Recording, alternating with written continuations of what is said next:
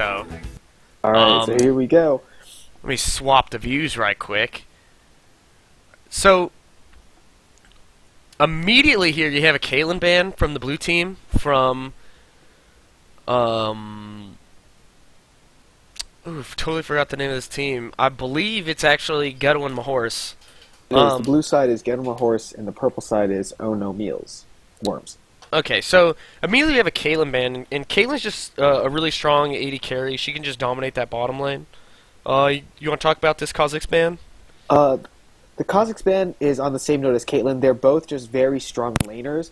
Not only do they have a very good early game and bullying, like they can bully their lane opponent, but they also scale extremely well into late game. With the jumps and the resets, Kha'Zix can just ruin a team. Exactly. Here we have two AP mids being... Oh, man. Ban's flying fast and furious now. Right. Looks like we have a Lux, a Twisted Fate, and a Gragas. All safe laners who can just create pressure in other lanes, basically. Lux can just throw out her combo from if she's losing lane, just throw out her combo, farm, and then just laser other lanes. Twisted Fate is the same way. Twisted Fate doesn't really counter anyone in lane, but he can destroy other lanes and snowball his team. With the Gragas, I feel like Gragas provides a lot of sustain, as well as poke and burst, and that ult will just set up a team fight very easily. Exactly. I also like to say that for Mealworms, their last ban was actually Riven, who started becoming like kind of flavor of the week, starting with solo queue. A lot of top laners started picking up that Riven because her cooldowns are so short and she's so strong at initiating. We have a first pick Zed, so whoever's playing Zed for my horse is confident that he can snowball lane and then late game absolutely erase somebody. It's just Zed's specialty. Yeah, and from the Oh No Meals, we have Leona locked in, and looks like a move was being hovered in. So it looks like the purple team could be going for an AoE CC comp, which is extremely strong, especially against a Zed, where he will isolate himself, and Leona Mumu can go in and isolate the other forward teammates who can't close in. Definitely, that's a really strong AoE hard CC. That's a stun from both of those. That is all the CC a team might ever need in those two picks right there. Now on the other team we see the Trundle pick that we were just talking about, and how he's become a strong jungler, and he just can he really gets poke and he can engage and disengage. So he's a really good choice for they were hovering over Shaco for a moment. Don't know if that's quite a troll pick, seeing as that was actually played over in China recently. And Team WE, a world favorite, was actually beaten by a split push Shaco. So maybe we'll start to see the return of Shaco, but doesn't look like it. Yeah, I feel like with the Zed already, if they need a split push, already a champ that can do that. So the Shaco will just be overlap. Looks like they are going to go with the Janna. In fact, this is said a lot about how Janna counters Leona by tornadoing the Zenith Blade. But that is actually a lot harder than done because you have to see it immediately and release a quick tornado. It's not as easy as it seems, but if executed correctly, will counter Leona in lane. And also with Janna is they have the ult, which displaces the AoE team. So Janna is actually a really good pick with the Trundle into disengaging the purple team. We also have a Quinn being hovered over on Mealworms, and she actually just got a buff. Oh, never mind. But Quinn actually got a buff, and it makes her kind of even more of a lane bully. I don't know how well she scales in the late game because I just don't see her picked that often, but I think she can get some really good lane pressure with her passive combined with Leona, but unfortunately we're going to see a misfortune, which is pretty standard with a Mumu. Alright, so it looks like we're going to see also Diana mid against Zed, so that's going to be the two assassins. And with the MF Leona, that's going to be a very strong bullying lane, so they're going to look for early kills and early lane dominance. And the other team looks like they've locked in Tristana and Renekton. Now, Renekton and Zed, those are both AD, so it looks like the blue team is actually going with no AP, so it looks like they're going to be going a lot of Shred for Renekton. So Renekton's going to be playing that tanky Shredder for their team.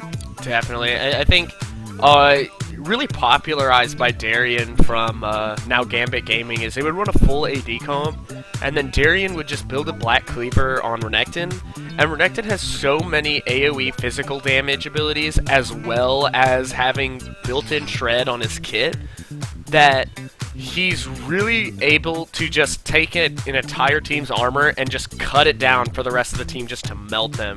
And it was really, really impressive back in the day. And I still think it's a strong comp. But it looks like Vlad will be the last pick for Mealworms. Very AoE-centric team comp they have going on here. So which team comp do you think has it? Who do you think won this round of Picks and Bans? Ooh, I am going to have to go with the purple team. And the reason for that is, besides the Zed, the blue team wants to engage as a whole group, where the purple team has the counter engage and actually to destroy their team. Because with the Leona, with the Mumu, that's 2 CC ults that completely stuns the enemy team, which allows Vlad to easily lay down his ult into the MF's ult over the entire team. Now, the Diana will be able to single out and target the other champ. And basically with the Zed pick, they're trying to say that, okay, we'll trade Zed, we'll take out a carry. But if they're trying to take out Diana, Diana's going to put up a fight. If they take out MF, then the rest of the team is already ulted. I feel like the blue team... I feel like the blue team, if they have a stronger early game comp, so if they win lane, then they'll be able to snowball out of control. What do you think? Those were, actually well put. Those were my thoughts exactly, that if we were able to get those... if the HORS, if they could get their laning phase and start snowballing, if they can shut a Mumu down in the jungle, then they'll be able to get ahead, and Zed will just be able to eliminate either Misfortune, Diana, or Vladimir, like whoever he or his team deems to be the biggest threat. And if he can eliminate them, then it's just, they can just run train and just completely roll that team. But you can't deny the power of an Amumu ulti stacked on top of a Leona ulti stacked on top of Misfortune ulti, all while they're being chunked by the bonus damage given by the Vlad ulti. And anybody that gets anywhere close to the low, that Diana's just going to come in and absolutely dumpster truck them. So exactly. If I had to change anything about these teams, I would say that the blue team either needs more poke or a really strong initiation beside of a Zed diving in. And for the purple team, if they're trying to run this AoE comp, instead of Diana, who's a strong pick, they should have gone with another AP assassin such as Katarina, who has resets. Because when the other enemy team is completely locked down and everyone's taking bonus damage, Katarina can easily rotate and just spin in front of everyone and just pick everyone off. I remember I talked about this a little bit in my last cast, but it was really popular in Korea when they were running Curse of the Sad Bullet Time, that they would pick an assassin like an Elise or a Katarina or an Akali or someone that could get in the back of their team and reset, so while they were locked up and taking the shred damage and just the overall damage from those two AoE abilities, that assassin would just clean up the fight, just like you were talking about. So it's kind of one of those, it's tried and true. Maybe he just went with Diana because that's who he's most familiar with in terms of just mechanics, and that's who he's, solid play as. So we'll have to see. It can really go. Both teams have strong comps, but I feel bad for that Zed, because if he makes one wrong move, he's going to be stunned for days. And if he's going to try and ult the Vlad is just going to dodge it. He's really going to have to pick his targets carefully. So it's really just a who can get the better engage. But it looks like we're going to be heading on into the loading screen now, ladies and gentlemen. Alright, and here we go.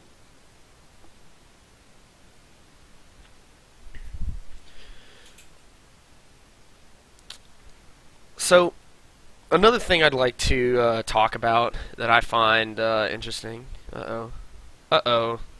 There There it goes. Okay. Um, let's talk about the skin advantage really quick. Um, Oh man, I haven't heard that.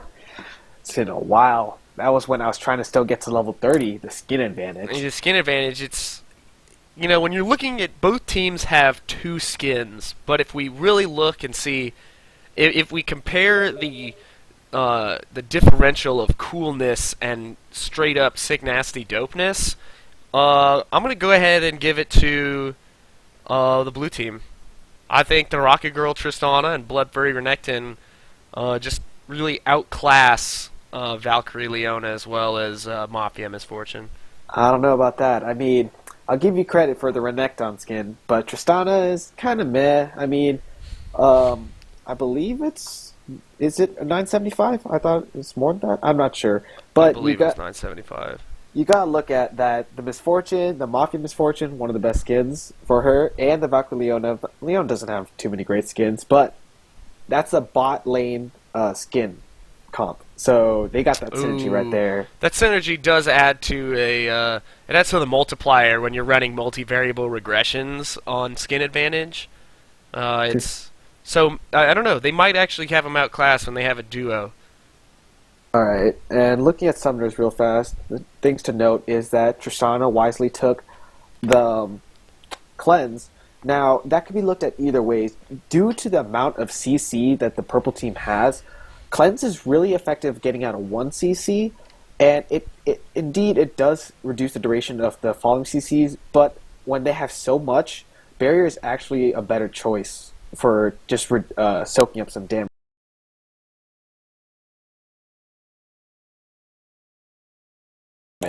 Misfortune, on her counterpart, has the barrier. She's not afraid of the. Yes, I am now in game. So, anyways, let's see how we get started now. Looks like standard buys coming out from both teams. And thing to note, only difference is Tristana going with the Doran's Blade and Misfortune going with the Longsword and 2 pots. Interesting enough, Doran's Blade is usually the favorite item. Oh, Ooh, we have looks a like pause coming out. a pause. Alright, looks like the Zed DC'd, and he is trying to relog. So at this time, I'm going to go through the items real fast. For bot lane, the Doran's Blade is actually a more favorite item due to the amount of it gets plus 80 health as well as the 10 extra damage. Now, the longsword itself only gives the 10 extra damage, so you're looking at an 80 health difference, which is made up by the 2 pots. When you're someone like Misfortune or Tristana, and you want, especially Misfortune, you want those early fights, the Doran's actually helps a lot more when you're trying to win those fights. And because of the Doran's passive giving 5 health per hit, you can actually just last hit long enough, and you can get the health back from the pots. Looks like Leona from the purple team has also DC'd. So, not sure what's going on here. Yeah, I think another interesting thing about the two things is that the Doran's Blade gives you the same amount of damage as the Longsword gives you, but it also gives you 80 health and then that passive for just 75 gold more. I have to think that starting with the Longsword may be a bit of a mistake, even though it, especially when you're looking like such a lane bully, like a bullying lane, like Misfortune and Leona. So we're going back into the game. Let's see if there's any shenanigans. Looks like it's gonna be a fairly standard start with everybody just heading to positions. Alright, looks like both teams are spreading out, watching the invade. We do have Janna up top for the blue side, going up to ward, and there are pings on her, so she is known to be there. She throws down a ward in front of the wraiths to watch for the level 3 or level 4 gank from Mumu after red. It looks Tristana, go for it. It looks like the red team is actually just grouping around trying to guard from the evade, knowing that a Mumu is such an easy target to invade because he tends to be relatively blue dependent, and he tends to be he doesn't have a good start or a good skill to start that would give him some CC to defend against an invade. So Looks like Ward's just coming out from the red team, just trying to guard their buff. No, nothing, no true shenanigans. But I could pass that over to the shenanigan expert, Fusion. Well, shenanigans are kind of fun. They make the game more interesting. They are very risky, but they pay off pretty well, from getting first blood to stealing blue, whatever comes to mind. Just turned back colorblind mode, forgot that it is actually red and blue instead of purple and blue. So it looks like the bot lane is going to do the double golems, getting that early advantage. Riot actually mentioned, and a lot of players have complained about how the golem for blue side is a little bit overpowered, gives the blue side too much of a lead, how they can hit level 2 early. Now, if, for example, the Tristana and Janna with level 2, they aren't particularly much stronger, but if you had flipped that and said that Leona and Misfortune had rushed level 2, then that would be a huge lane advantage. Now it looks like we're going top. Renekton opting to start Longsword in 2 pots as well. He's trying to say that he's trying to win lane early. Basically, Renekton at level 3 can destroy Vlad, because Vlad doesn't have the damage or the escape to actually threaten him.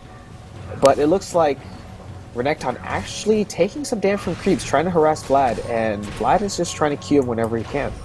And in the mid lane, we actually had a bit of a trade between the Diana and the Zed, and it looked like Diana lost just in terms of, you know, potions used and health currently. But it looks like Amumu's coming top for a gank. He does not actually step over ward there. Renekton is totally vulnerable. Let's see if he can pull this one off. Alright, looks like he's gonna check the bush. He grabs the stun. He's gonna get the slow. He gets some good damage off, but it does not look like Vlad was ready. Maybe some miscommunication. Yeah, because Renekton doesn't have the wards, he should have been dead there. Vlad should have been able to do some damage, but unfortunately Vlad doesn't have any CC, so it makes it a little hard to gank, seeing how Renekton can just Mumu's coming mid, but he's gonna walk right over a ward. Looks like that Zed knows what's up, but he's still kind of close to mid. I don't know if he's looking at that ward. Oh, nope, he totally sees him. There he goes. With the weird... And he actually goes in. The weirdest juke I've maybe ever seen. I don't know if I'd call it a juke. Don't call it a comeback either, but... Mumu actually backs off, so that's a little confusing how he just kind of runs away. There are pings going up for the blue side jungle, or blue top tower, so it looks like Renekton asking for some help. Oh, here comes Trundle. Trundle might lay down the pillar. He lays down the pillar. Oh, man. He takes the bite. Will he get the kill with the red buff? He does. They're going to back off. Amumu looks like he could pick up 2 kills here. He could put some good damage down the Zed. He's chasing with those tears on. Will he get the damage? No, he decides to back off. If he landed one good bandage toss, that could definitely land him a kill, but it doesn't look like he's going to play that riskily. And HORS picks up first blood. And you know, getting that first blood onto Trundle's just going to start snowballing him ahead. What do you think he'll pick up with that money? I'm pretty sure maybe he'll go for some boots if he's trying to look for some more ganks, or he could go with Spirit Stone, try to get some more mana and regen so he can jungle a little faster than that. And unfortunately give the kill over to Zed, who would extremely need it and just snowball completely out of control. But a kill's a kill, and first blood is always worth it. Yeah, always worth it. Doesn't matter if you lose 2 kills, you lose a tower, you lose the game. First blood, always worth. Oh, looks like Trundle's just hanging out here, dancing up in the top lane with Dimbus Dinderbin. Trying to just give him some relief, because, you know, this Vlad is actually trading really effectively against him and just poking him down and not letting him engage. But it looks like Amumu wants to come down bottom for a gank. He grabs onto a minion. He comes in with the tears. Leona actually grabs the thing, grabs the Zenith Blade, but is knocked away by the tornado. That's exactly what you were talking about in the loading screen, that unable to get in here. But here in the mid lane, Diana's trying to trade with Zed, but she's just taking an enormous amount of damage and just doesn't have the resources to deal damage. She's really going to have to wait till 6. Yeah. Diana's just DPS is extremely minimal when compared pre-6 to after 6 because of that ult reset. So right now, she can't do much to Zed. And unfortunately, Zed is waiting for the same thing. Oh, looks like Zed hits 6 first, and Diana's only 4. Now she's 5. She's about a full level behind due to that kill. That's going to put her way behind, because usually they'd be looking for maybe a level 6 fight and see who can deal the most damage. But unfortunately, Zed's going to be looking to try and capitalize on his level advantage, and Hallucinogen's just going to try and hold back, see if he could slow the lane down a bit. But this bottom lane just taking a massive amount of damage, which is very strange considering how much of a lane bully both Leona and Misfortune are, especially when paired to each other. So it's just really interesting. They're playing perhaps a little bit too passively. What do you think about the passive bot lane? Actually, it looks like Trundle's coming in for a gank. He's going to land another pillar, but it misses. Actually separates her. So he does a little jig. He seems to be a fan of those emotes. Well, see, the problem with the passive bot lane is when you're trying to be a lane bully and you're being shoved in tower, you effectively lose a huge part of the pressure you have as a lane bully all in bot lane comp. When you have a Tristana and Janna, who Tristana does scale a little better into late game, she's forcing the Leona back, making her afraid to engage and take that minion damage, which effectively shuts down Leona without actually having to fight her, because one-on-one Janna doesn't beat Leona, and that's what they're looking for when you're trying to do a support. Looks like they're looking for in the gauge. She comes in with the shield. She lands a Zenith Blade, but again knocked away by the wonderfully played Janna Shield or Janna Tornado. Just exactly what you're talking about. They just can't get their feet off the ground, and Tristan is just going to scale infinitely better, but it looks like Vlad's going to get ganked. It looks like he might not even need to put down a pillar. He drops a pillar for the slow, but he flashes away. It looks like they're going to go on for the dive. The Ignite goes down. That should be enough damage. DeMarzio picking up another kill. The good thing is Trundle ganked Renekton, and Renekton really need that help. If you look at the CS, it's Renekton with 27 compared to the Vlad with 46. Vlad actually never backed when forcing Renekton back already, so Renekton does have the two longswords, so he is going for the Brutalizer, building into Black Cleaver for Shred, but Vlad picked up the Arm Guard and is going to go with the Zanyas, and the fact that Vlad has a CS advantage pre-9, which is when he gets max Q with the lowest cooldown, means that he is pushing Renekton into a huge hole. Like, there's no way Renekton's going to be able to come back 1v1 at this point. Definitely. That just the amount of regen and the amount of times he can pump out that damage is absolutely ridiculous. But Renekton actually just took the tower and said, I don't want to be up here with you. He knew it was going to be an issue, so he said, just no, I'm taking this and I'm leaving. I'll see you later. He dropped the mic and was out of there.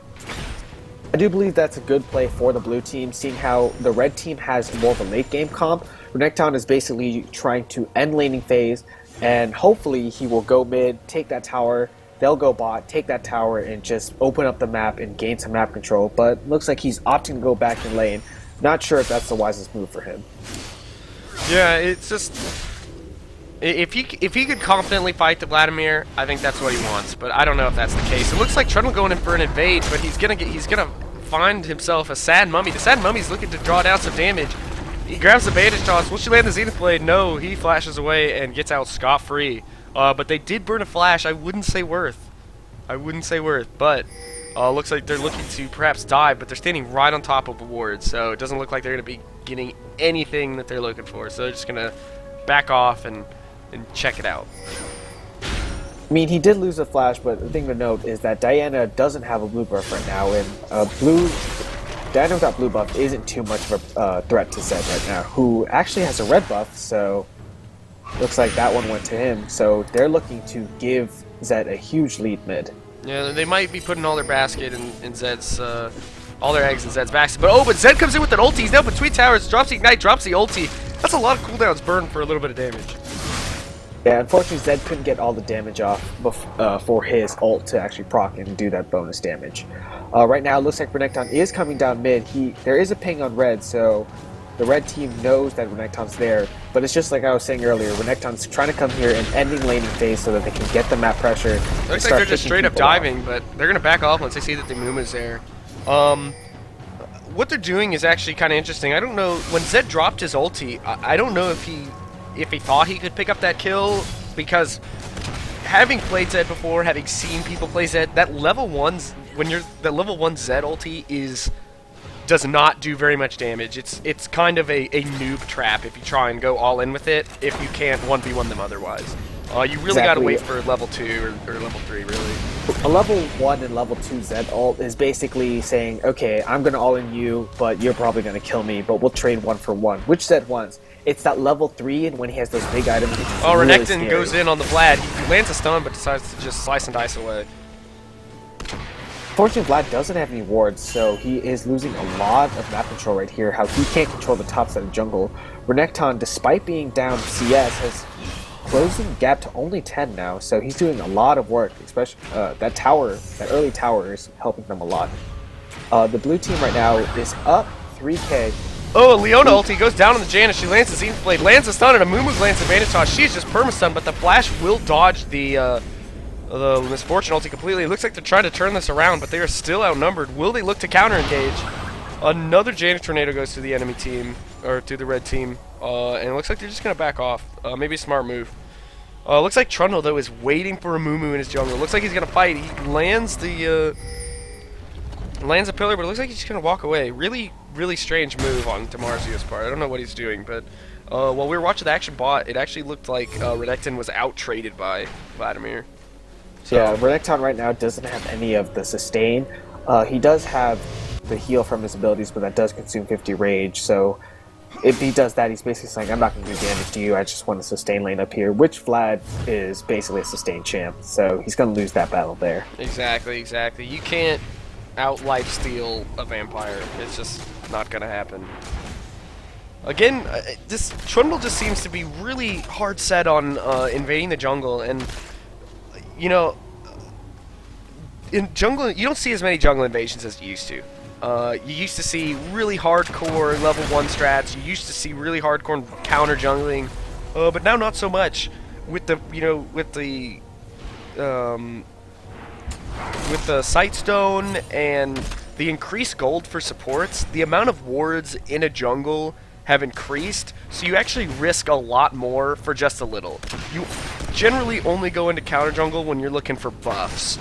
And there, he just decided to steal a wolf camp, which I'm not sure is worth it when he has his own wolf camp. He has his own, jungle that would have been just as much gold and actually much safer. But it looks like red team stacking down bottom for a gank. But blue team just gonna stack here. She sticks around. Probably a bad idea. Zed ulti onto her. She's gonna take a bunch of damage. Will she go down? Demarzio picking up a 3rd kill. Absolute insanity. I don't know if I would put all of my eggs in that Trundle basket. I think Trundle tends to fall off as a damage dealer, and if you can't really get your damage dealers going in this comp when you have a Tristana and a Zed, I don't know what you're doing. I think you're playing it poorly. But it looks like Renekton's going to be looking for a tower kill up here, but here comes a Mumu and Vladimir to stop him. Lands the bandage toss, lands the ulti, but he's just going to slice and dice away. He's going to say, see you later, alligator. After a while, crocodile, the blue team is just going to pick up a dragon, seeing that the jungler is top lane. He actually throws taunt there as he walks away. So let's recollect and look at all the lanes now. Top lane and mid lane for the red team have lost their towers. Trundle has been counter jungling, so he's been shutting down Amumu. Not the best move, considering Amumu doesn't need to be really fed for the red team's team fight comp. All they want is an ult. So not the best move. He could have been snowballing lanes, but nonetheless, he has picked up 3 kills and the 2 towers. Blue lane is pushing the red tower bot lane as well. So with that, all 3 outer towers for the red will have been taken, and the blue team can simply start warding up the enemy team's jungle and pressuring the inner towers as well. And they lose all map control at that point. Definitely. They can just start choking them out, just saying, you don't get any gold from your jungle, we're just shoving your lanes, so you have to share the XP. And if you decide to not share the XP, then we're just going to shove right down through a lane and take a tower. Unfortunately, the blue team playing the red team is playing in a really aggressive team comp, and they're just playing too passively. So they're actually just letting Ghetto and HORS to be just snowball too hard, which is exactly what they want their comp to do. Exactly. Despite that, you do see the blue team is up about 6.6k. So that's actually a pretty big lead at 16 minutes. They're up 3 towers and 3 kills and a dragon, I believe. So Oh, looks Red like Team Zed's just gonna got come much- in. He's gonna drop the Blade of the Ruin King. It's absolutely slow Misfortune. Looks like Misfortune will go down. He drops the ulti, the gap close, and the mark doesn't even need to go off. The red buff will actually pick up the kill. Zed finally picks up, or the blue team finally picks up a kill that isn't on Trundle, but it just really shows how much stronger they are. And that Misfortune was so far out of position, just like what you were saying, where they're just losing map control, and they just can't let that happen. They need to ward, they need to catch people out, but it looks like they're playing a Roman Death Squad kind of game. Exactly. That Misfortune was only at her destroyed outer turret, but the fact that they don't have a mid turret means that Zed can easily just Oh, roam Amumu through the goes lane. in. Will he land the 3-man ult? It looks like he might die. No, he pops the ult, lands 3 people. Vladimir goes in, looking to deal some damage while Renekton is zoning out the carries. Looks like Amumu will escape with his life. No, a flash and a Cull the Meek will take him down.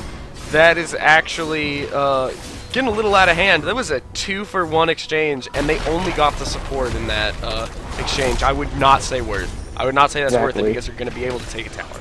The big thing that won that team fight for the blue was Tristana's positioning. She was actually inside the tri-bush, actually almost out in the lane, where she was just chunking away at Mumu, and Mumu had no vision of her. And Vlad, in fact, was actually running through and couldn't find her as well. It's only the fact that she chased after Mumu that gave her vision, that gave Vlad vision of her. So Tristana's positioning was superb in that team fight, where she could just do all the damage without being chunked. Definitely. I'd also like to give mad props to the Renekton, who he just turned into an interior crocodile alligator and just went straight for those carries, dealing damage, zone him out of those fights, and basically led his team 4v3. It was really impressive. Or 4v2, I'm sorry. I'm not even counting properly. But that Amumu went in blind, remember. He was just he thought he was only going up against 3 people, and it turned out the entire team was there. So, just kind of a mistake. They just don't have enough vision to be making those kind of plays right now. So, maybe they'll be able to recoup and turtle this game out. Maybe get their CC where they need to be. But it looks like the red team is going to be caught out. Leona goes hard, but she's going in 3v1. Absolute mistake here. Don't know what they're doing. Amumu goes back in. It does not look like they're communicating effectively or at all at the moment. They just kind of go in 1-for-1.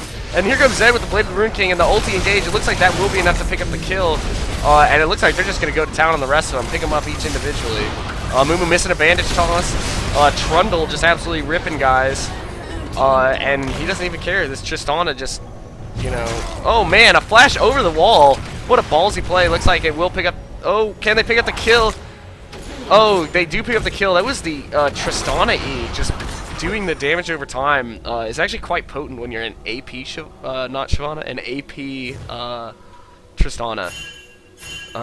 So it was able to reduce the healing from the potions that Leona popped and just pick up that kill. So really well fought.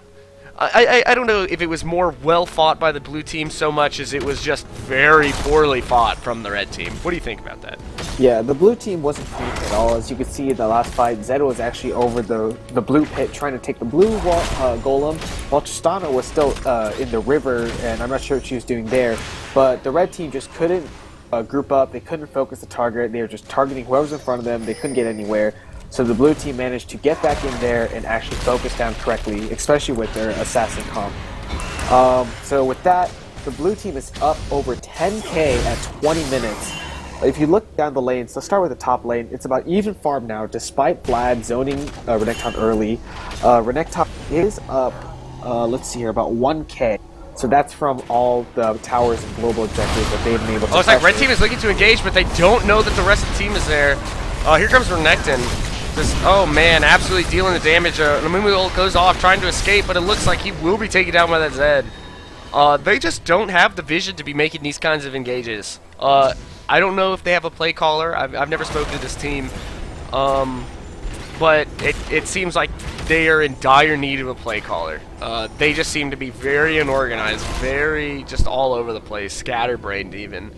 Yeah, the fact that the blue team can dive and inner turret is astounding. Is that the red team has no map control, no sense of communication. They can't do anything right now. Actually, an easy tower for the blue team. Oh, Vlad is going to be totally out of position. He's just going to eat all of the damage. Not even close. They're just gonna pick up a kill. He basically. Oh, and there's the surrender vote. I could see it. It makes sense because in that fight they were gonna take a free tower, and Vladimir said, you know what, we're having to buy one get one free. Have a kill too.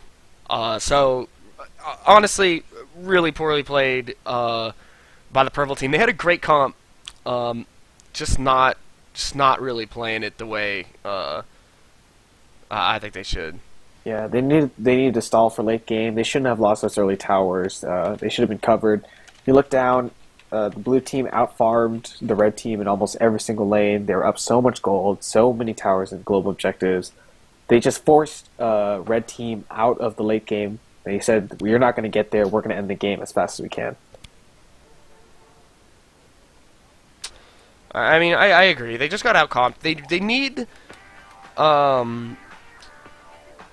They just didn't have the...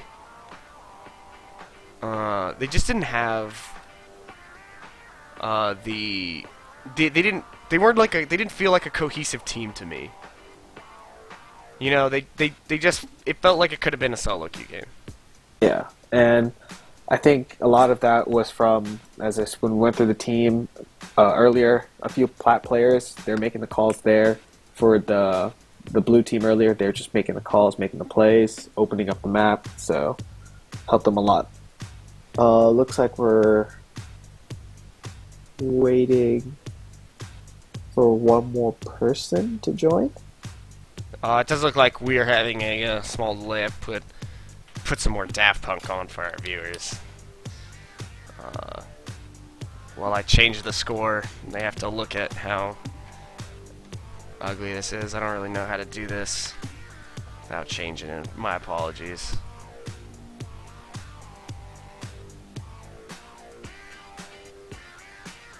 Alright, there we go. That looks good.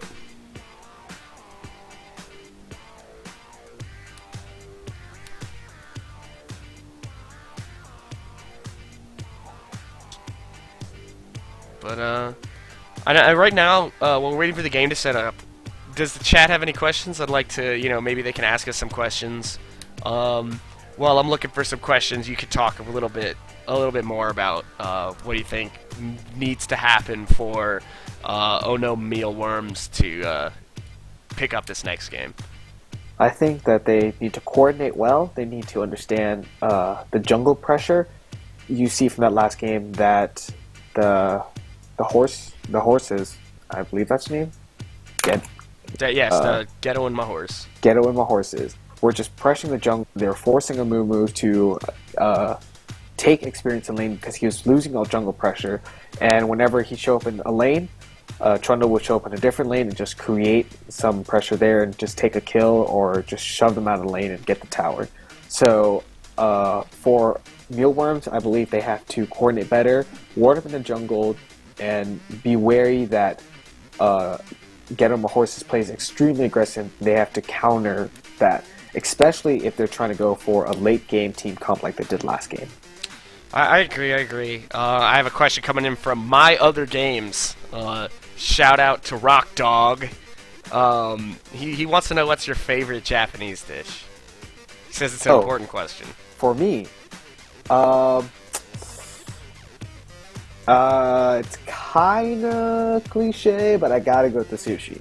I don't know how you couldn't. It's just all kinds of delicious. I mean, I agree with you. I'm not talking like that California roll nonsense. I'm talking about like real sushi, like some straight up eel roll. Like none of that cooked stuff, dude. You gotta go out like a fish, catch a fish, cut it open, just eat it right there. Oh, like full Bear Grill style sushi. Yep, like that sashimi right there. He'd also like to add that ramen is delicious. I didn't realize that was a Japanese food because I'm a poor, ignorant American. Didn't know the difference. But yeah, ramen's tasty too. It's kind of tasty. Ramen's pretty good. I mean, it's unique. It has to be prepared correctly. Otherwise, it's pretty plain. It just tastes like that instant noodle, the bag stuff, So it's pretty hard to pull that stuff off. I mean, I like putting some spicy stuff in my room, but I just like eating spicy food in general. It's kind of how I roll. Any more questions from the chat? Let's. I just don't. I think they just need to find. I think Mealworms need to find someone to call plays or make decisions. They just didn't have anybody that game to look up to, you know. And they were like children just on the playground where it's like, oh, those aren't the real rules, but you're having fun, go ahead, you know. Yeah, and looking back at the game, I think for Mealworms, their best chance, based off the performances of last game, was the top laner. Vlad being countered by Renekton early was still winning lane pre-9 and was creating a lot of problems for Renekton until Trundle came up and took that tower. So, honestly, Diana did give up first blood, so she was outclassed in mid lane. The bot lane was pretty even, except that Tristana was up a lot of farm, and that Janna was tornadoing every Zenith blade that came out. So it looks like bot lane was outclassed as well. So the best chance for Mealworms is to try to get top going and hope that top can come and snowball mid as well.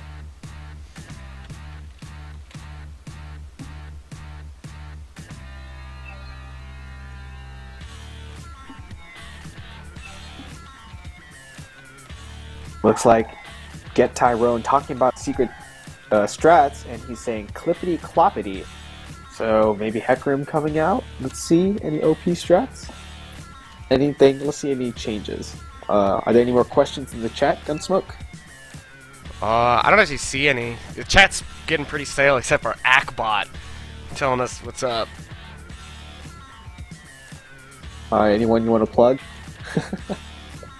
I'll plug my Twitter. You can catch me on Twitter at twitter.com /LOLDYRUS. That's Laldyrus. Go ahead and hit me up. Say, just go ahead and ask me about that LRSS at Laldyrus. You can check me out. And you can check out Fusion over here. He tends not to be pretty upfront about it, but you could catch him at Twitter at LOL_PR0LLY. That's Complexity Prawley. He's getting ready to get up here. So, let's see here. Looks like we're having a break. In-game chat says Foxy is taking a massive dump. So it looks like that's a delay right there. Nothing but class here. Yep, brought to you by LRSS. We keep it classy.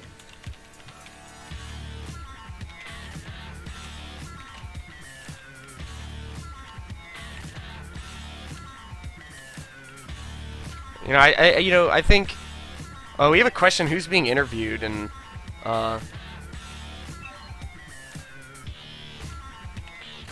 yeah, it's just pretty dead. Yeah, we have the chat saying that Foxy's the best, and by best he means worse. So it looks like we have personal acquaintances in the chat. It looks like Get Tyrone is actually talking to Foxy while in the restroom, and you know, I'd rather not elaborate, but they say legendary is a word used in this chat, so you know, it's kind of interesting. They're all about the breaks. I'm being called a baddie noob, and I'd have to agree. Just straight up, when I think of myself, when you look up baddie noob in the dictionary, it's a picture of me just being absolutely beaten up by children, like children in karate uniforms.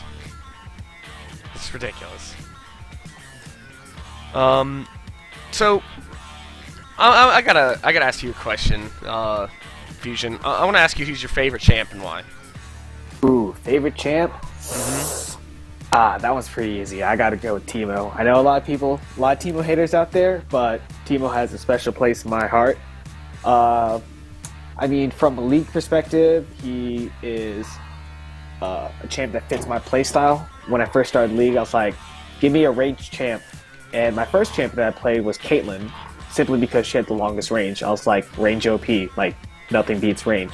But came to find out that Teemo is a lane bully, despite being squishy.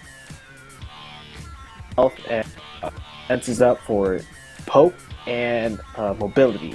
So basically, with the speed and with the poke, he can turn almost any lane into a skill matchup. Where if enemy champ lands their rotation on you, you're pretty much dead. But it's really hard if you're good, and you can poke them down and either force them out of the lane.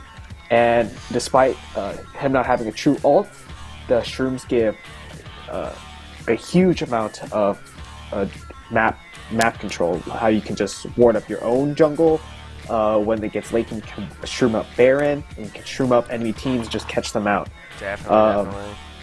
I'm a huge advocate of AP Teemo, and none of that like Malavi, Nashor's Tooth, not the attack speed stuff, but like pure burst AD, like Leandries, Deathcap. I like the GA second because team doesn't need the items. Then you just get a Lich Bane, you just like one-shotting people. If you're really fed, you can go and rush after their enemy AD carry and blind and blow them up. Or if you're not, you can just stay in the back and just lay out a huge amount of deeps and really just zone them out. Exactly. Got to return the same question to you, Gunsmoke. Well, Who's your favorite champ? The first champion that made me spend money, I've never really spent money on a champion other than skins, but the first time I saw a skin for a champion, I thought, I need that. Was when way back in the day when Super Teemo went on sale. And I'd already been playing for quite a while, so you know, I have a spot on my heart for Teemo. But I have to say my absolute favorite champion is Lee Sin. You gotta go with Lee Singa. He's just incredibly fun, and as someone who mains jungle, it just doesn't get any better than, you know. You don't even need to do the damage. You just show up and get the kill, and you just walk away, because that's how Lee Sin rolls, you know. And I think you don't see a lot of Lee Sins in competitive play, and they've just been doing poorly. And I think the big reason for that is I think the pros don't know what they're doing. They don't know how to build Lee Sin. Yeah, you can't be rushed tanky items first. You gotta get that damage. Definitely. And I know that sounds dumb, where it's like, oh, go full damage, be a man. Well, I think that stands. I also think that if you have, oh man, right into the game, it's totally catching me off guard. But Lee Sin, go damage first, then tank. It'll help you. You're so slippery it doesn't matter. Let's go ahead and show you what's going on in here. Yeah, I mean, if you're ganking, you're not going to want that tankiness. You just want that damage to kill him fast. Definitely. So here we come into the second game. We have a Twisted Fate ban coming out from Mealworms. Interesting, they're not looking to ban out the Trundle yet. They're not looking at any target bans. I think this is really strange. I don't know if they're really, I don't know if they're thinking about this. Again, like similar bans coming out. Another Malphite ban, but nobody played Malphite. Sona ban as well. Looks like they want that lane bully. Papa Zito, that name doesn't sound familiar, to be completely honest. I don't know. I'm sure he played last game. I just don't remember exactly what he was playing. Papa Zito was, in fact, the support. Yeah. So, looks like him going with a Blitzcrank again with this aggressive, trying to go kill lane. I'm not sure how that worked out. I mean, the enemy team did pick up Janna again, so they're looking for that passive. But Janna can't counter Blitzcrank as easily. But, again, Janna did make a lot of good plays, so I'm excited to see what goes out. I'd also like to mention that the blue team decided to spell out TSM with their chat. Don't know if they mean anything with that, but there it is. TSM. LRSS Spring Champions, so, you know, maybe they deserve a shout out, I don't know. But again, with the other team decides to pick up Janet, and it looks like they're hovering over Soraka now. Maybe going for a trolley comp, maybe not taking this game seriously. I don't know what's happening. Oh, but they go pick for the Lulu. Really hoping to see some AP Janna. We saw some AP Janna back in the European LCS. I believe Ocelot played him, and with that amount of wave clear and disengage, Um, it can be a powerful pick. Yeah, it looks like the blue team actually getting Lissandra the new champion. Um, how do you feel about her, Gunsmoke?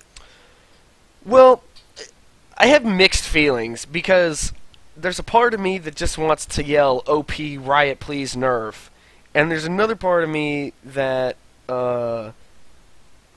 it's just like they don't do any that Lissandra doesn't do any damage, so she trades off damage for CC. So it's kind of one of those. Even if you get caught by her, unless there's a team to back her up, she's worthless. So she's kind of like just another support. But maybe due to the fact that she's very new, might catch him off guard. Might be a Prolly type play, where he's just going to pick a mid that's ridiculous and not often seen or new, and try and catch someone off guard with it. Looks like the blue team is going for that CC comp again, and I'm not sure if they really thought this through. I mean, it didn't work out quite well for them last game, and the purple team this time is still going for that Zed pick, except it looks like it's going to be Zed jungle this time, perhaps. So they're going to play that assassin again and just destroy. Yeah, I mean, I remember, because I believe it was Get Tyrone and DiMarzio were both the plat players, so watch out for them. They just, like, seem to control the pace of the game, and the rest of their teammates kind of play around them. Maybe Ashu, or SQ, or whatever you pronounce it, maybe he was also kind of, like, dictating an aggressive pace, but, I don't know. But what do you think over here? We actually missed a Darius and a Quinn pickup. What do you think about that for their team? Quinn with the new buff, I think that she's pretty good AD carry. I've seen a lot of solo laning Quins, and they've actually been doing pretty well. But the Darius is a very one to note. Really important here is that they have a CC comp with the Darius, which means that they're looking to lock down one person after another and just dunk them over and over and over again. So they're looking for Darius to win the lane, and then win the game for them. And that, like I said, they got to put a lot of pressure on that top lane. Unfortunately, he gets counterpicked by Yorick, so Yorick's going to be pushing him to tower. But, last game, Nekton supposed to beat Vlad, didn't happen, so let's see how it goes this game. I'm not really sure. I think the blue team actually lacks a lot of damage. I think Quinn is decent at lane bullying, but I think her late game becomes a little bit weaker, just because she lacks an ultimate in general. It's more gap closing and not something you really use in the late game unless you're already winning. And Darius is only good at just going full Charles Barkley and Chaos Duncan an entire team. Yeah, I mean, but the thing is, for the blue team, one thing that they have on their side is, despite lacking damage, the purple team is very vulnerable to hooks. And not just because they have Blitzcrank and Nullis, but anyone who gets hooked, it isn't a bad choice. It's not like you're hooking a Kennen or you're hooking a Karthus. If you hook any one of them, including the York, you could pretty much pick them off. So it's not too bad. The thing is that we do have the Ezreal pick for the purple team. Now, that's really important to note. With the new meta, you have the Tipe Ezreal, which is the cooldown reduction with Spirit of the Elder Lizard and the Man Immune. That build is absolutely... I remember, because a lot of people like to attribute that to... when they was being played in the North American LCS by Doublelift and Cutie Pie. So, I mean, I want to give credit where credit's due. That's actually the Taipei Assassin build. I forget the name of the champion that plays, or the player that plays AD carry on, I believe it was Assassins. But he actually came up with that cooldown reduction, kiting, poke damage that comes from the Frozen Fist, the Mana Mune, as well as the, or I guess that's Muramana, as well as Frozen Fist. Iceborne Gauntlet? Frozen? Yeah, Iceborne Gauntlet. So, that puts a lot of pressure in the lane, especially this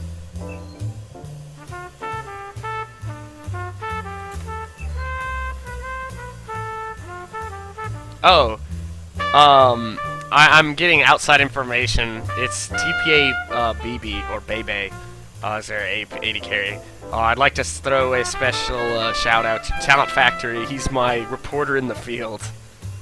He is not, in fact, a factory of talent. More like non-talent factory. But I think basically if Ezreal and Zed don't get off the ground here, then they're going to have a real issue.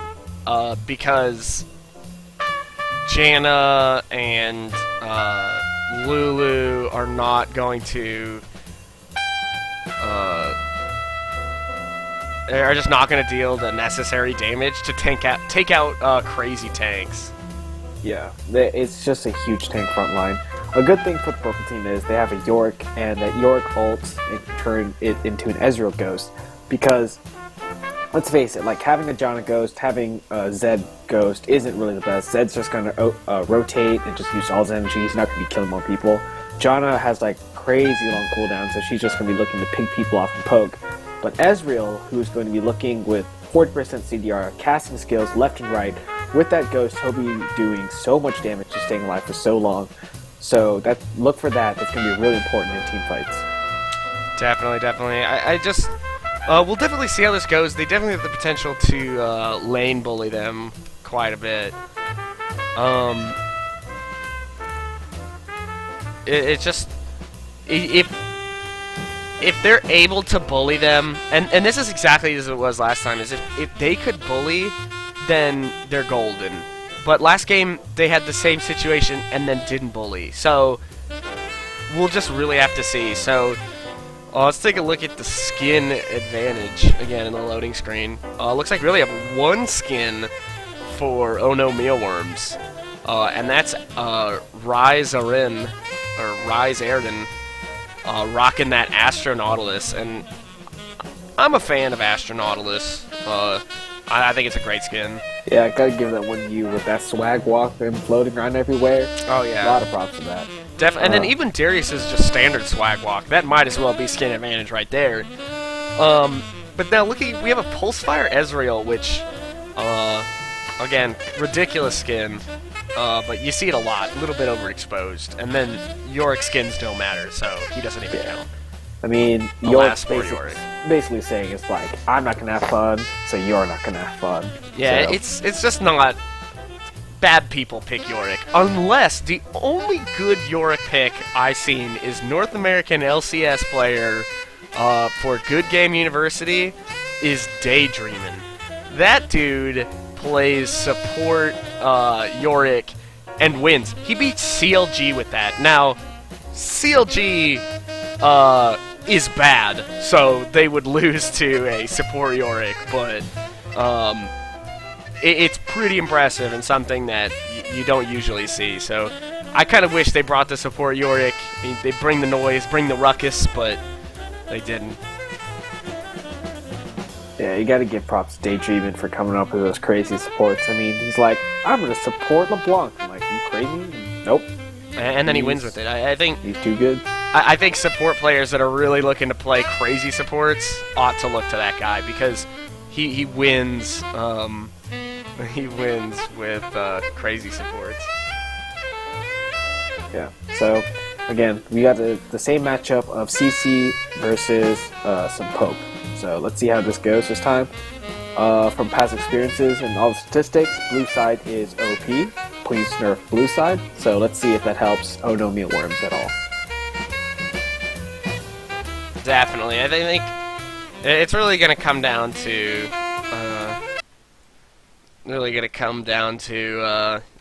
who can get their bully off faster.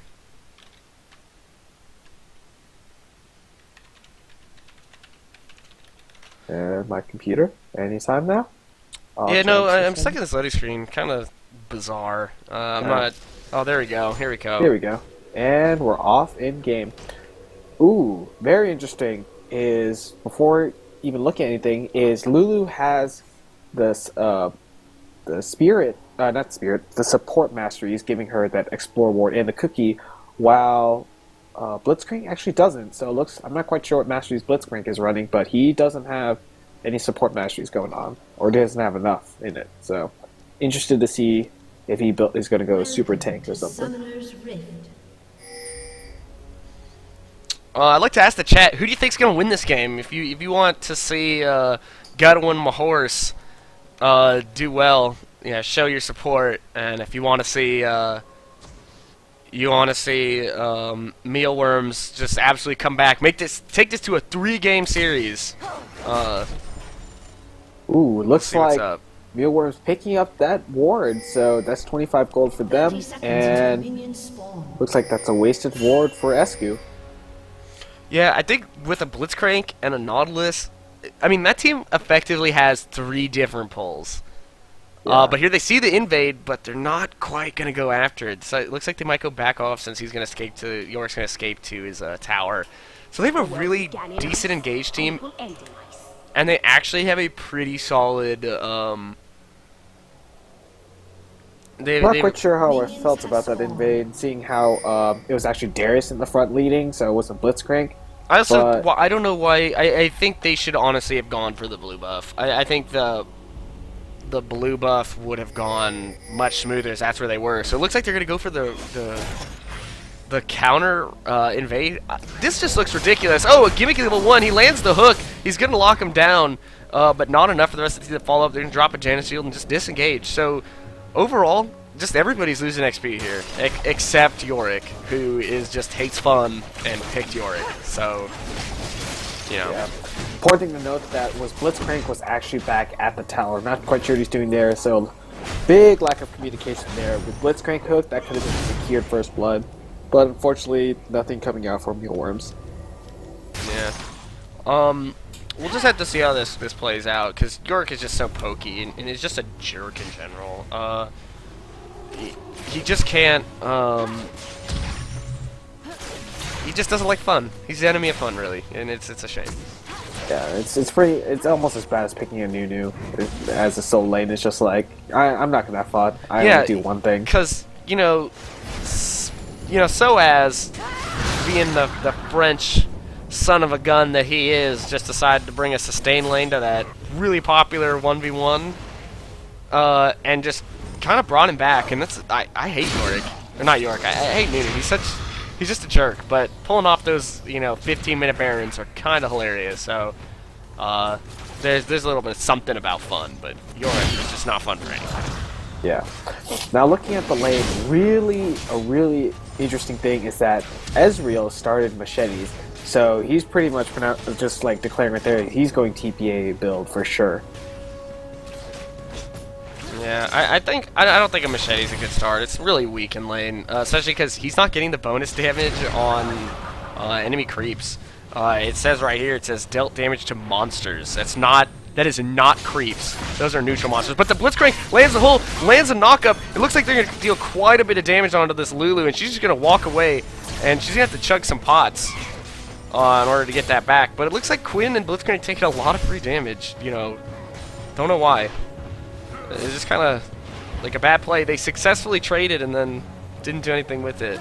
But I'm they stuck really around way too long and took way too much minion damage for that. Definitely, and they just ate poke back and forth. They took a Glitter Lance, they took an Ezreal Q. It's just not good. But I'm excited to see DiMarzio play this Zed jungle, because even though everybody I play with absolutely loathes when I play with Zed jungle because it doesn't have CC. I think it's a ton of fun and has a lot of potential, but it looks like they're going to go hard with the Ignite, with the passive. Will she deal the damage? She flashes, but is exhausted, but she picks up the first blood. Totally worth. I don't even care if they lose the game on this push, but totally worth. Oh, with the push and the Ignite.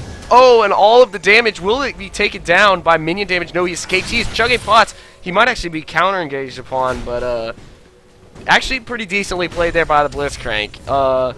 But Blitzcrank, I don't know if anybody noticed, but Blitzcrank also took Ignite. That Blitzcrank is looking for kills in lane. Even if his carry doesn't get those kills, he says, we want him anyway. We want that gold. Give me all the gold. Yeah, it's pretty good taking Ignite. I mean, Exhaust is always really good against enemy AD carry. Oh, but oh no, land the hook, and he's got the kill. Easy pickup. What were you doing, Tyrone? It looks like in the chat was correct. Tyrone is actually counters everyone, including himself. Just not a smart play right there. Oh man, looks like Darius still hanging around way too long. He doesn't have any pots left, so he's a little weak there. Not quite sure if he should stay, seeing how Zed is still up there.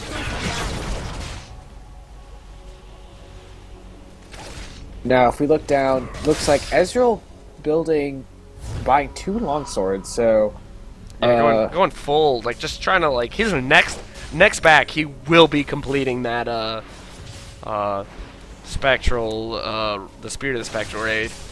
It's just really good on Ezreal. It's got cooldown, gives you good poke damage, helps you farm. It's just absolutely ridiculous. You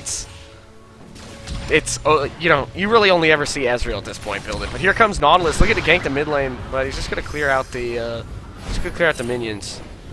But taking a lot of auto attack harass on that Janna. Oh, but he tries to land the hook. Only picks up a creep, and it's just weird to get. It does not look to me. You know, I could be totally wrong, but it doesn't look like Mealworms is even in some kind of VoIP. It just looks very bizarre. Yeah. Interesting to note is that despite being up a kill and first blood, Mealworms is only tied with horses in a gold team gold right now. Big part is that due to the CS difference. If you look mid lane, both mid laners picking up the Kage's Lucky Pig, so it's going to be pretty much they're saying like, okay, we're just going to have a farm fest here, want the passive gold, build in Rolanamcon, and Zed is bot. Oh, looks like they're going in for the engage, but it doesn't look like they'll pick up any kills. I don't know. I think really Zed excels at ganking post 6 because he can just gap close and deal damage with his ultimate. Interestingly enough, he's not rushing Blade of the Rune King, which is I've seen that on quite a bit of Zed junglers. What do you feel about that? So, I personally really enjoyed Blade of the Rune King on my Zed jungle. I think it adds another bit of CC. You could get that Cutlass pretty cheap that keeps your jungle clears fast and safe. You can sustain well. And it's just good for catching up to people once you've used your ult, you use a W, after those people have flashed away or ghost away or tried to use some kind of escape. So, I really like it. I don't think it's mandatory. Yeah. And as you can see, the red team is actually up 100 gold now, so despite all of that, they're just farming extremely well. Janna is bullying Lysandra out of lane also and forcing... Both junglers hanging around this bot lane. Really perplexing. Looks like we're going to have some serious fight down here, but Lysandra taking massive damage in the mid lane. But here they go. Astra Nautilus absolutely about to dock. Oh, the ulti goes down, but it looks like they will pick up a kill onto the Ezreal. And Quinn might escape with her life. She does. The blind blocks the auto attack. Amazing play right there. And it looks like, oh, they're going to keep going. They want all the kills. They are not satisfied. They are not satisfied. They just picked up a 3 for nothing. Unfortunately, Lysandra died in the mid lane, which is really unfortunate, but honestly kind of bizarre. You should probably never, ever die to a Janna. Ever. Yeah. She's just stuck around way too long. I mean, the best thing Janna... Ooh, looks like Janna stuck around too long for Nautilus. Oh, Janna's going to get locked down with the pull and the thing. Oh, she's going to ult. Astra Nautilus does not have the tools to follow back up. She's just going to walk right away. That was extremely well team fought by ONM. I think they might be able to. It looks like they're starting to pull it together with that fight. If they can continue playing like that, then they have this game easy. That's my opinion. Yeah, I mean, like I said in Team Champion Select, a big part of this is going to be that jungle control. They knew Zed was going to be really aggressive in the jungle, so those 3 kills bot lane. Ooh, Blitzcrank, I'm sorry, almost in the bottom lane, almost landing a hook, forcing Lulu to flash after Lulu took quite a bit of damage from the Quinn. It looks like Quinn has has gained a lot of abilities to lane bully in this buff. So I'll be interested to see if Quinn can really come out, start seeing a little bit more competitive play.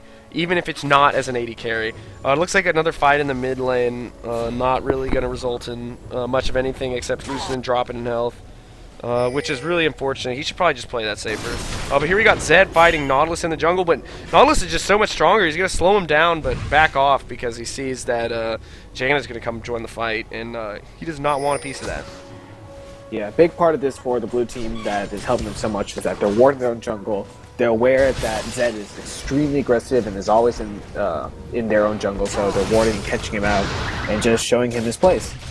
Yeah, I think they're actually learning, which is something you see. Even if ONM wasn't on their game, or they might just not even be as strong a team, but they're learning, and that's what makes a strong team. So it looks like they might have potential.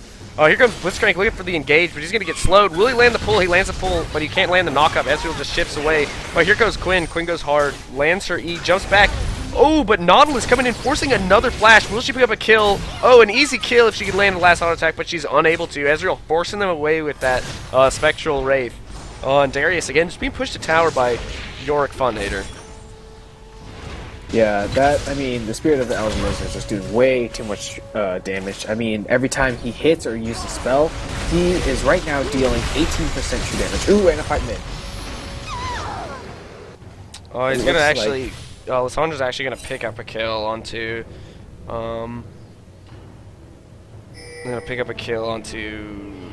Jan, I'm sorry. Again, DeMarzio caught out of the jungle. He's going to use that to escape, but no, Nautilus says, Hook City, Hook City. I'm going to do some damage. And down in the bottom lane, Ezreal's being aggressed on. It looks like he's going to cleanse, but he's still going to take the damage.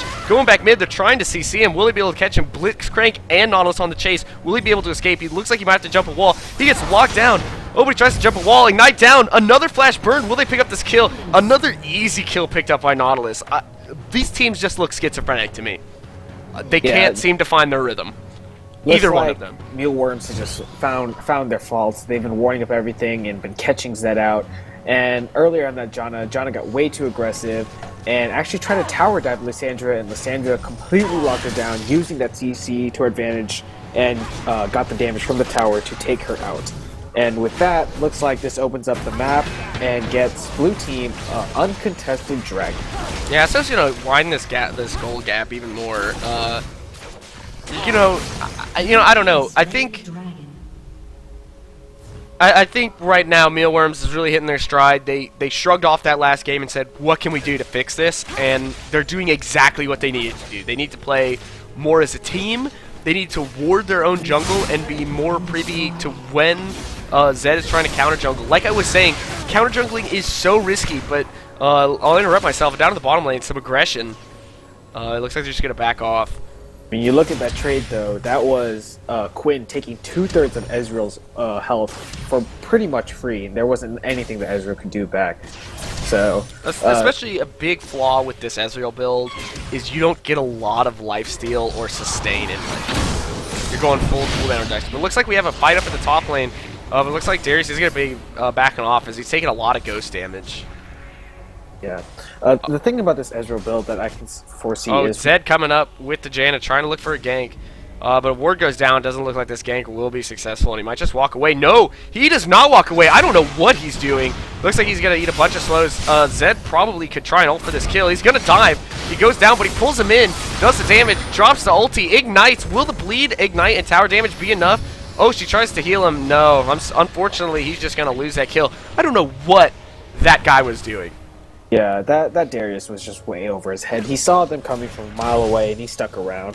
He should know that at this point, he's being completely zoned out. I mean, you look at the farm right now, it's 96 to 59, and so he's zoned out. He's not as strong as he thinks. He's forced to go double door, and so right now he's invested extremely into just staying alive and getting the farm, which he's kind of not doing too well at. So he should have known he wasn't tanky enough to survive those 3 people. Yeah, I mean... it looks as though he just put down a ward and then didn't look at it. Like, he just put it down and closed his eyes and said, what I can't see can't hurt me. And as we saw, that is not the case. The Shadow's still going to hurt you. Yep. So, despite having a gold lead, impressively, the red team, it has, like, closed that gap to only 600 gold.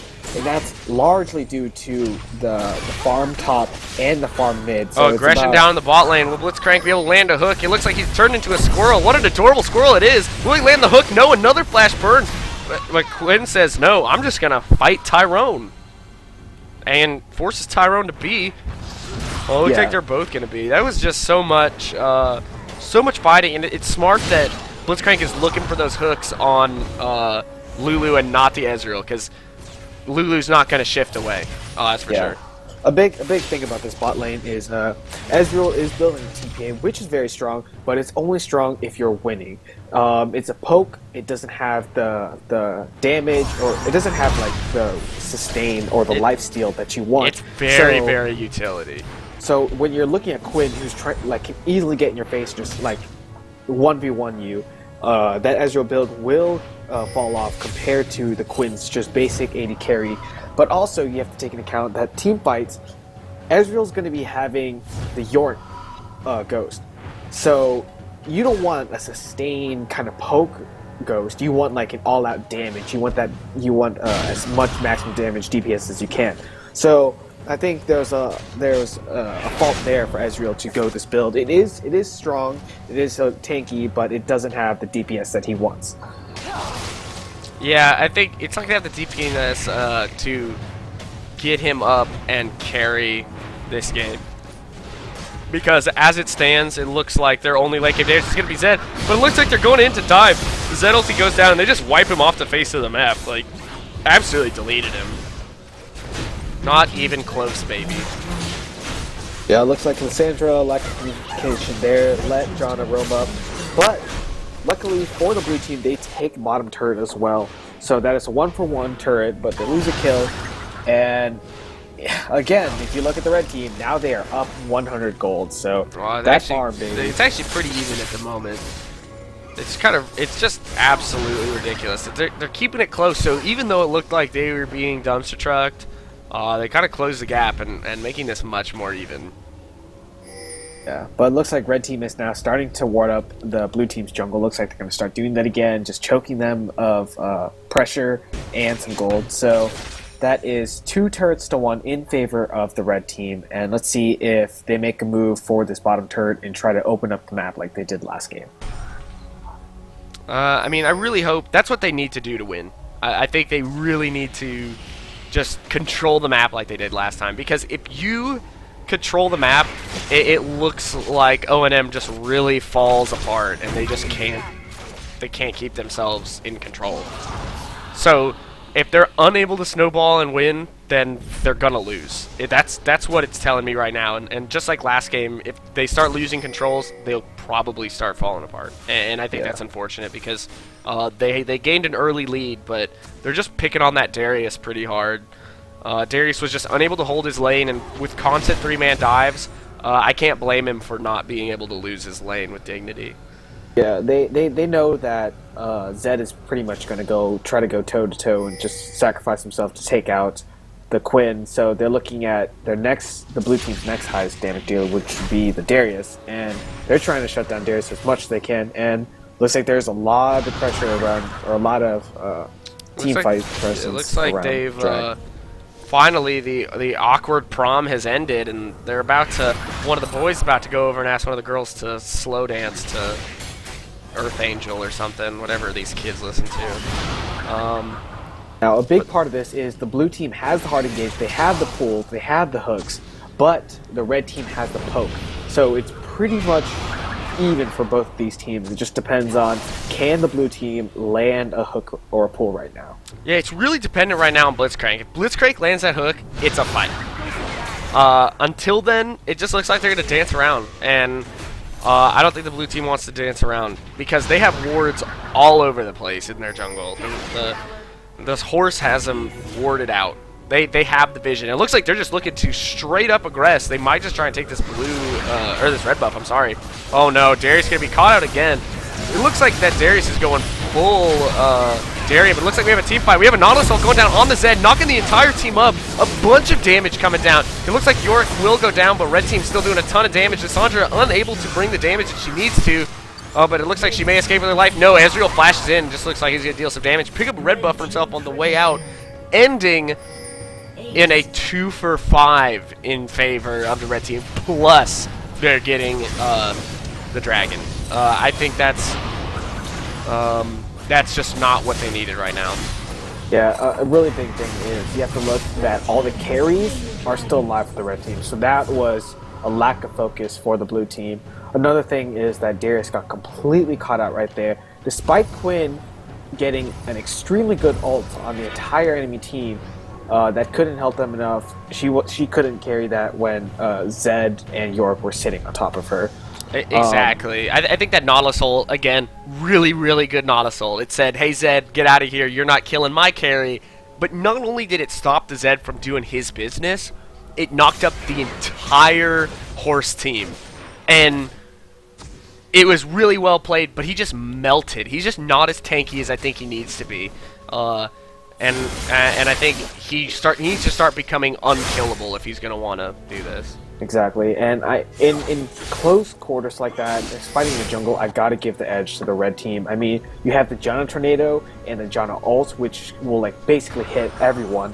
You have the Lulu ult, which will knock everyone up if you're in close quarters, as well as the Zed and Ezreal, who are looking for Ezreal. Pretty much with the Q, he can't miss that when you're fighting in the jungle. He's gonna get those Qs off. He's gonna get that CDR reduction, CDR, and you're looking at York who can just throw his ghost on top of everyone. Exactly. The blue side wants those open fights where they pick off one person and fight him in the open and just pull the enemy team over to them. Yeah, they want to turn this 5v5 into a 4v5. They want Blitzcrank wants to land a hook. They want to immediately just pounce on that guy, dogpile him, and then go in for the rest of the fight. And they have the hard engage to follow up that fight. They have another hook from Nautilus. They have another hook from Darius. They just need to get... okay, Blitzcrank missing a weird hook right there. I don't know what he's doing. But they just need to be focused. Because Quinn can... Not Quinn, my apologies. Lissandra can lock anybody down even more than the rest of the team. That's a very CC-heavy comp. I just don't know if they have the damage to follow up all that CC. And, you know, holding someone down means nothing if you can't beat them up. You know? Yeah, I mean, they have a great... The blue team, the Mealworms, have a great initiation, but at the same time, they have a great peel. They need to use that and keep Quinn alive, because right now, Quinn's the only one keeping them in this. Exactly. I just think that they need to start... Because I used this analogy before, but... Especially lower elo games are all about momentum. Oh, and the hook goes down onto Yorick. It looks like they're trying to leap the Yorick, but he's just unkillable. Absolutely unkillable.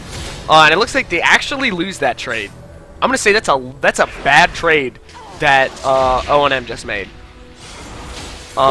They didn't drop Yorick down enough. They took a ton of damage and wasted a bunch of cooldowns. And they're probably just gonna have to give up this tower.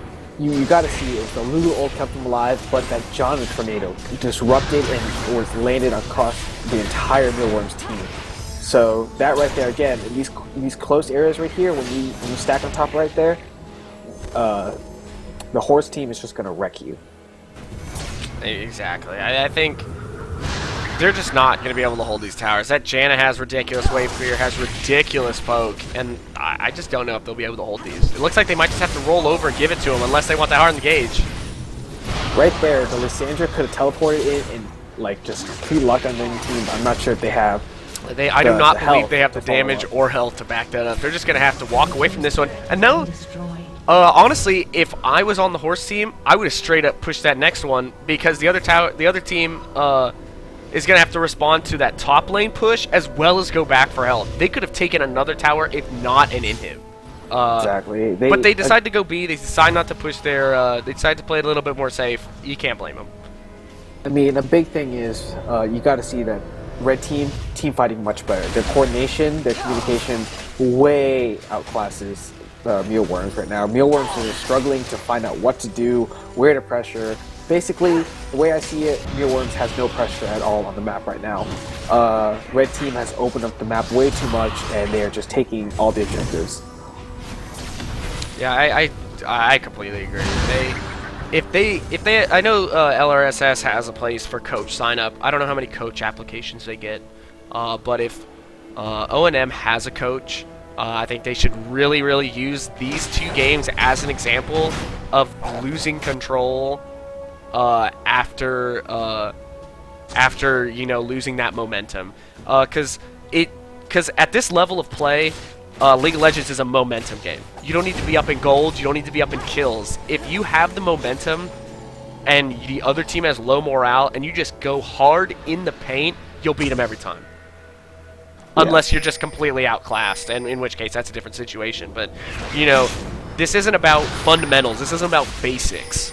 You gotta, it's you know, you don't look at T-ball and say, hey man, you know, that guy's got some great form. You want the kid that's kicking sand in someone's face and just getting dirty and down with it. You know, that guy's gonna win the game, not the guy that, you know, his back was perfectly, you know, rotated. Exactly. Looks like red team is going to repeat exactly what they did bot lane on this inner middle turret. They're just going to poke him down, using Janna as the disengage and the poke as well. Oh, it looks like Ezreal's going to be grabbed. It looks like he's just going to arcane shift away, but will they follow this up with anything? No. It looks like they're going to eat a ton of poke under their own tower, but Blitzcrank again missing another pull. He's going to need to work on that a lot. But especially now that the Yorick ult is down, if he can pick someone off, that's going to be a kill. Fortunately, you do see Lysandra and Darius at about half health, a little less for Darius, so you can see that poke just doing all the work right there. Yeah. It's getting up at 9, going to work, coming back at 5. Lysandra not, like, nobody's really engaging. Here comes a pick onto the Janna. Janna will go down to the Quinn, and it looks like it's a hard engage. Red team seems to be falling one after another. They've locked down that Ezreal with a Lysandra ult, but it looks like Yorick and Ezreal will escape with no health. Yorick will go down right here, and it looks like they might be able to push down a tower here. And that was beautifully executed. That hook on Janna not only caught her out, but when she flashed, she was silent, so she couldn't provide anything for the team and just blew up immediately. Again, that Quinn laying down all the damage. Unfortunately, in retrospect, Quinn, instead of trying to chase pick up a kill, after that, should have just stayed and tried to lifesteal. She was actually in the clear, but died to a combination of dot damage and minion damage. So she should have just stood still and tried to lifesteal instead of running around. Yeah, that's a little bit more finesse. But again, great pick for the blue team. I believe that was 3 for 1. Unfortunately, Ezreal didn't get picked off, but they saved the tower and they took a tower of their own. So that's going to give them a boost of confidence right there. And looks like pause coming out. Pause.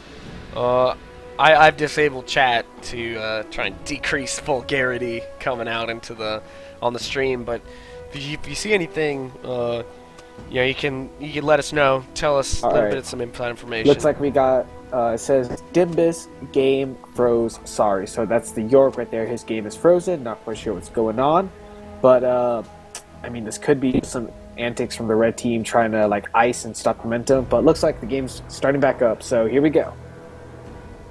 Oh, interesting. Looks like we're back just fine. So good to see that everybody's games working just fine. I think this is going to start shifting the momentum. It's going to start slowing it down on the red team side. It's going to start picking up for the blue team. If they can get some more engages on this, they'll definitely be able to steamroll. Quinn will be able to destroy towers, since she has a much higher damage, just straight damage build than this Ezreal. They need to engage before they get poked down. Yeah, I mean, right now it looks like red team picking up a free dragon. Looks like I got Dong Squad 420 coming out from Dirty Joe 123. So, just shout outs right there. But, anyways, getting back to business. Red team still up about 400 gold, or 4K gold actually. So they still have the lead there. Not quite sure what the blue team is waiting for. They know that the siege is going to come back. So all they have to do is keep repeating these pulls, keep repeating these hard engages. And important, honestly, it's really hard to lock down the Ezreal. If you lock him down, that's going to be a miracle. That's going to be the game winner. You pick him off, you win. But the next highest priority target is going to be that Janna. That Janna does a ton of damage. Despite the low cooldown, she has the utility to save the rest of her team. If you lock her down, if you get that pull and that silence, you pull out of the fight, the rest of their team falls apart. She's also incredibly squishy. Yeah.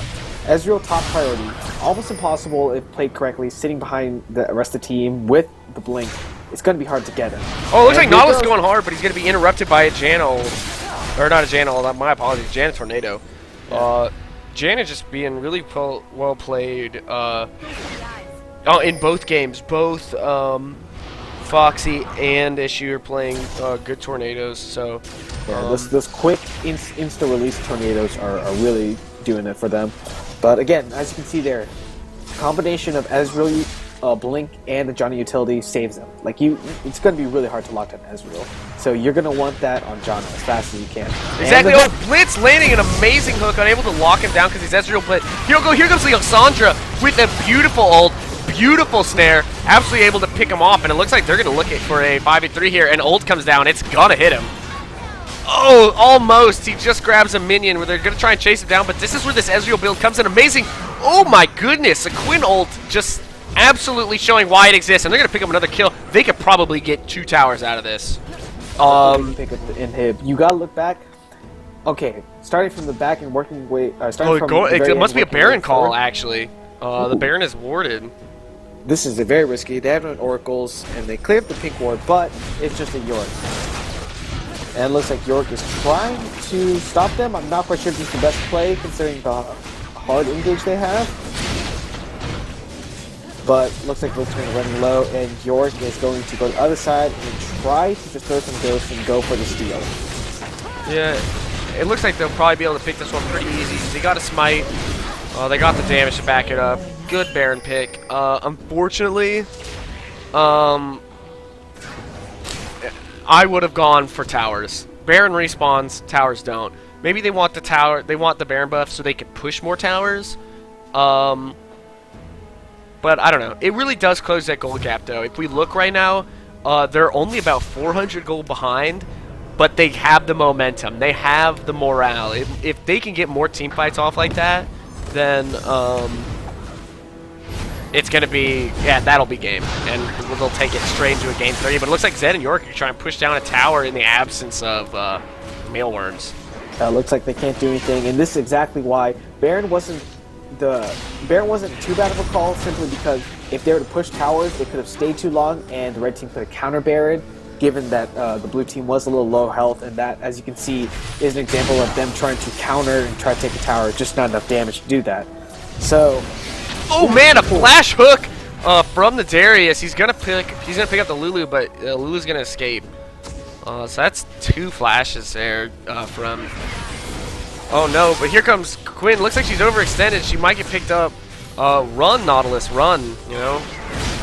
Oh no, here comes the Zed ulti. He's gonna drop that death mark on her, but he goes hard. She survives the fight, and looks like she will pick up the kill. So it looks like she's trying to escape to Ezra. Ezra's being locked down by the Nautilus. He's gonna try and ult. Will the ult hit? No, it barely misses.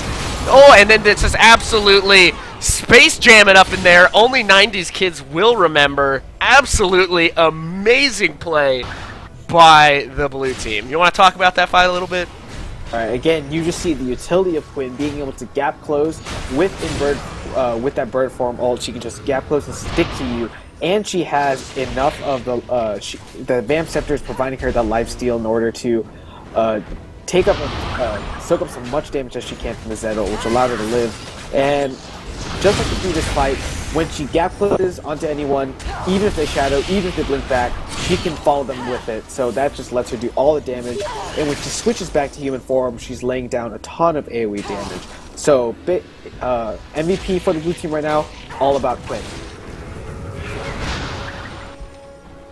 Exactly. I think this Quinn is playing remarkably well. Like, we must have learned from the Dong squad, you know, seeing that cutie pie just pick that Quinn no matter the position. So really well played, really showcasing the buffs on Quinn. So I'm excited. Oh no, and then a gap close and the hook. Oh, she gets locked down, hits at the bird form, is absolutely erased by Quinn. Absolutely erased. Great CC, great foresight by the rest of her team. Oh, and here comes Lissandra. Maybe a little bit out of position. Will she get the ult off? She ults herself, stays safe. The Nautilus ult comes down on the Janet, but it looks like they're going to try and disengage from this, seeing as Lissandra's pretty low health. But again, here comes the power of that build. Oh, and it looks like a little bit of miscommunication. They're going to go hard again. Will this be the mistake that throws the game? Quinn just way too deep. Don't know what she's doing. Poor positioning. It looks like Yori might try and pick up a kill, but no, they're just running now. This is not what they needed for their momentum. It looks like they're going to pick up a 3-for-1. Very unfortunate. Will Lissandra get hit by the ult? It does, but it will not pick her up. Looks like the red team will now pick up a tower. Yeah, that was just a huge lack of communication right there. Despite having the Baron buff, they filed in one by one and just like fed all the kills to the red team. They should have decided either to keep running or turn around and engage. You see for the last fight, Darius went off by himself and went in first. He got picked off. Then you see Lissandra going in. She got zoned out. Quinn, unfortunately, went directly onto the Zed and tried to stick to him behind the rest of her team, so she got picked off really fast. So right there, lack of communication resulted in inhib, momentum swinging back to the red team.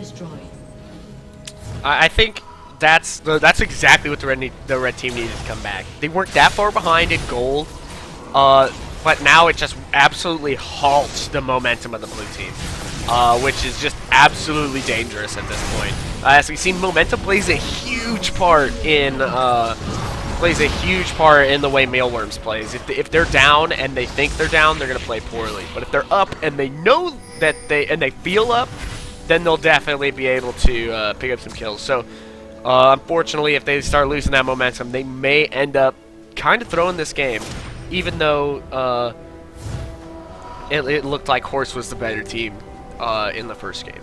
So we'll see what they decide to do with that. But like you were saying, Quinn totally out of position. One of the dangers of having a melee form ult on a glass cannon AD carry is going into a team 1v3, not being able to survive. You know, she needs to position better. She needs to save that ult to chase someone down or to run away, and she didn't do that. And unfortunately, they lost an inhibitor because of it. Yep, and a really big thing to note is they wasted Baron buff completely. They went after kills, and at that point, when you have Baron buff, you need to be pressuring towers. You need to be taking those objectives. You need to force open fights. And especially with their team comp, they didn't do any of the sort. They just trying to get kills, and red team successfully delayed and wore out the red buff, or the Baron buff, and took the inhib as a bonus. Exactly. A Baron buff is just a coupon for towers. It's not going to give them to you for free, but it sure will make getting them easier. You know, it's basically a huge bluff saying like, we have Baron buff, you don't want to fight us. And so instead of trying to like run around chasing kills, which you would obviously get anyways because you're much stronger with the buff, you need to be saying, you either give us the kills and or we take this tower as well. So you defend and die, or you just give us this tower. Yeah, sacrifice the tower, or sacrifice yourself and the tower. So exactly, and especially with this team comp, they just wasted Baron buff, and they didn't take any objectives, and that's really the big difference between these two teams. That red team, just like you can see from the kills, they're not kill oriented, they're objective oriented. They're up 3 towers, they're up a couple dragons, and they're just doing so much better in the map control and objective portion of the game. Exactly. It may just be from full-on experience, seeing as DiMarzio as well as Get Tyrone are both platinum players. They might just have more experience in closing out a game. You know, they might know that they need to capture those objectives. Yeah, red team just lacking right now.